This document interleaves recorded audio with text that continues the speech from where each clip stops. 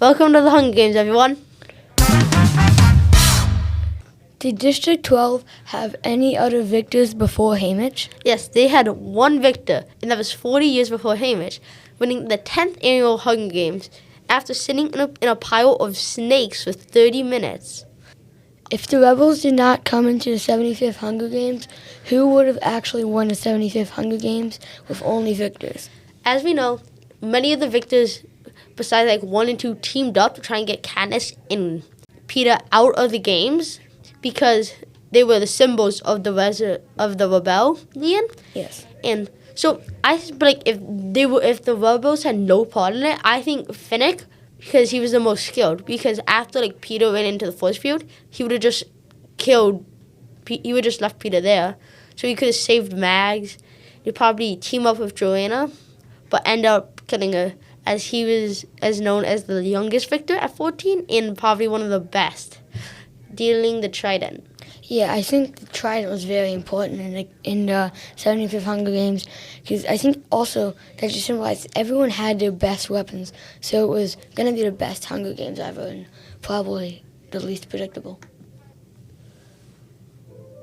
Why did they kill Cinna before the 75th Hunger Games, and what effect did it have on the games? So they killed him for making the Mockingjay and doing the interview, and it was supposed to make Katniss delusional and probably maybe fall off her pedestals or not thinking would die, which it did work, but she got herself together right before the gong went off, so she was able to have conscience and she was ready to play the games.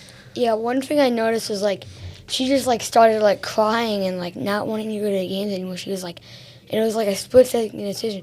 I feel like when I was watching the movie, I thought that she was going to do something very stupid and just run in there and die.